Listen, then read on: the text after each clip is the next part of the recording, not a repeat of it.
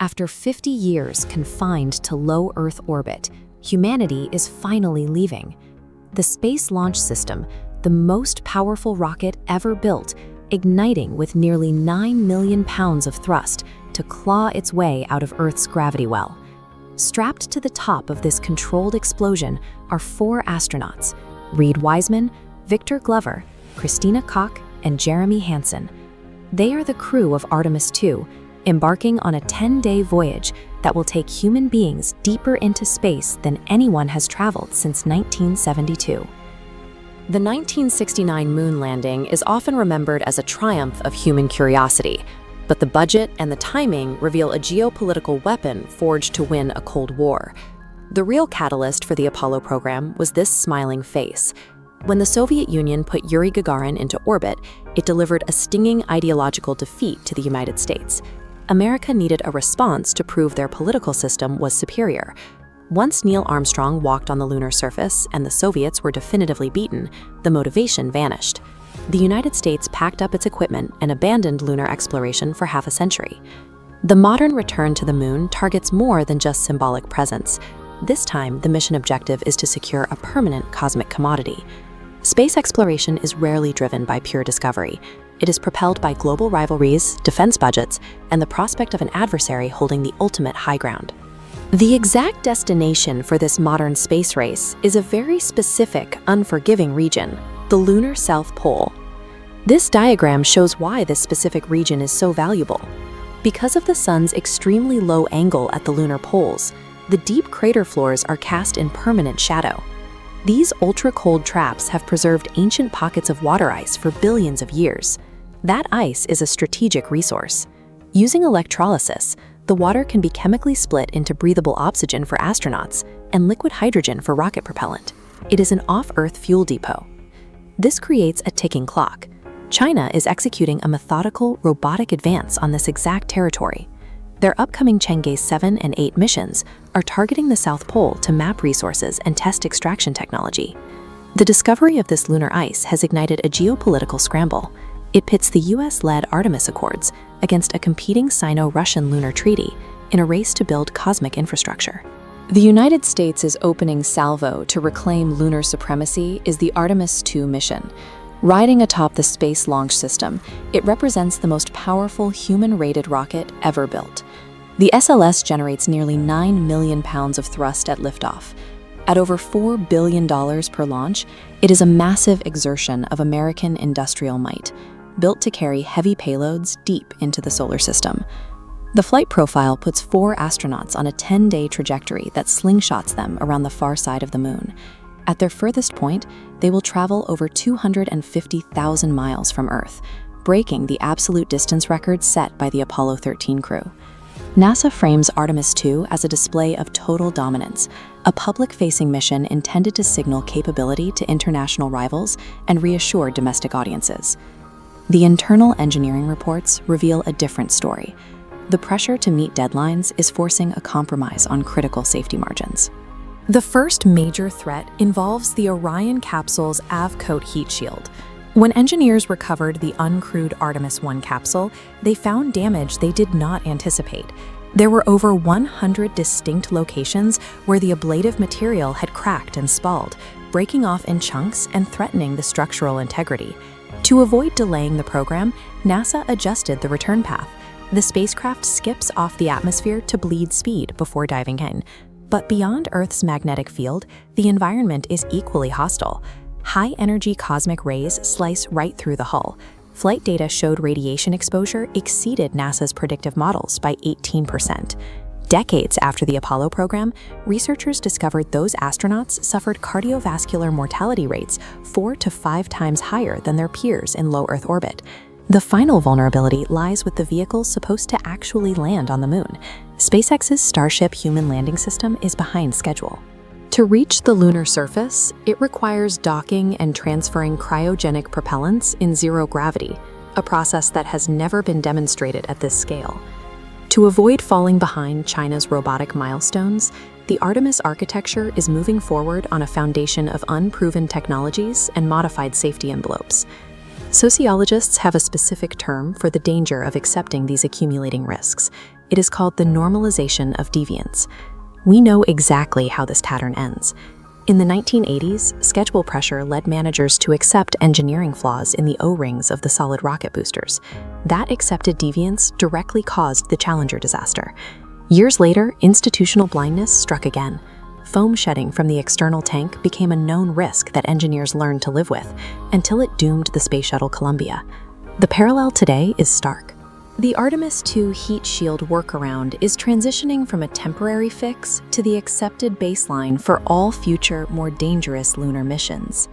America's human spaceflight program is feeling the squeeze of geopolitics. Meanwhile, China operates a methodical and on-schedule build-out of robotic infrastructure. The scramble for resources at the lunar South Pole carries an immense price.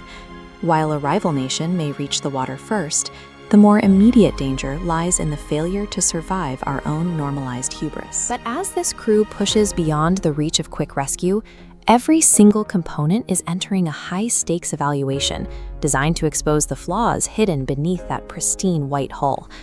To understand why NASA is flying a vehicle with such tight engineering tolerances, you have to look at the calendar. China's space agency is executing a methodical lunar program, with robotic exploration rovers slated to land at the lunar South Pole by 2026.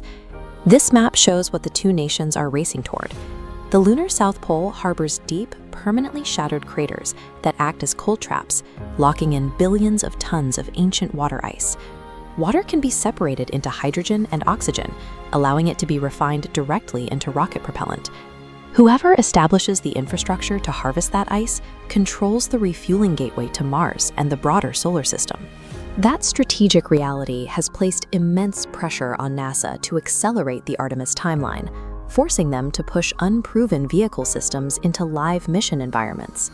This geopolitical scramble has compressed the development cycle, launching the Artemis II crew on a flight where several mission-critical systems are operating on paper-thin margins of safety. NASA engineered this flight path as a biological insurance policy, the free return trajectory. Once Orion leaves Earth orbit, it sweeps around the far side of the Moon and relies on lunar gravity to slingshot the capsule home, requiring zero engine thrust to return safely. That safety net was immediately tested. Within days of launching into deep space, Orion's systems began to fray. The crew experienced software crashes that knocked out onboard communications, and the $30 million life support toilet suffered a complete failure. Deeper inside the spacecraft's architecture, an even more concerning issue emerged. Telemetry showed unexpected pressure increases in the European service module's oxidizer manifold valves, the exact plumbing that controls the spacecraft's main propulsion system. A free return trajectory meant the crew would survive these failures because they didn't need the engines to get home. But future Artemis missions intend to break out of this loop, fire their engines, and stop in lunar orbit. In those scenarios, a propulsion or life support failure is fatal. The hardware wasn't the only thing taking unexpected damage. Astronauts on the International Space Station are shielded from the worst of the cosmos by Earth's magnetic field. Outside that protective bubble, the human body is continuously bombarded by galactic cosmic rays, high-energy particles traveling near the speed of light. This chart plots the radiation exposure models NASA developed before the flight against the actual dosage recorded by dosimeters on board. The data revealed a massive miscalculation. The crew absorbed radiation doses 18% higher than the models predicted. We know from the Apollo program, the only other humans to leave the magnetosphere, that astronauts who absorb deep space radiation suffer from cardiovascular disease at 4 to 5 times the normal rate. An 18% error on a 10-day flight is manageable. On a multi-year Mars mission, it guarantees massive biological damage. That biological reality came into sharp focus as Orion swung around the far side of the Moon. As the capsule passed over these stark, ancient impact basins, thousands of miles of solid lunar rock physically blocked all radio signals to Earth. For 40 unbroken minutes, the crew was plunged into a total communications blackout. If the sun had released a sudden solar particle event during that window, Mission Control in Houston would have been entirely unable to warn the astronauts to take cover in their radiation shelter. For those 40 minutes, 4 human beings were entirely alone, absorbing invisible damage to their DNA in the most isolating environment our species has ever experienced. Returning home required surviving the most violent phase of the entire mission. Orion slams into the upper atmosphere at Mach 32, compressing the air in front of it so intensely that it forms an ionized plasma sheath, superheating the exterior to 2,760 degrees Celsius. To survive this, Orion uses an Avecoat ablative heat shield designed to slowly burn away. But during the Artemis I uncrewed test flight, NASA engineers discovered a terrifying flaw. Gases produced by the burning material became trapped underneath the surface. As pressure built, the outer crust fractured, causing entire chunks of the heat shield to break off in midair. Redesigning and replacing the shield would have delayed the program for years, potentially handing the lunar South Pole to China. Instead, NASA employed a chilling workaround. They changed Orion's flight path to a lofted trajectory, altering the angle of descent so the shield remained under high continuous heat, ensuring the outer layer stayed porous enough for the trapped gases to vent. It was a brilliant but terrifying engineering gamble. To keep a flawed heat shield from shattering and exposing the capsule's frame, NASA intentionally subjected the crew to a higher rate of sustained thermal energy. The gamble paid off.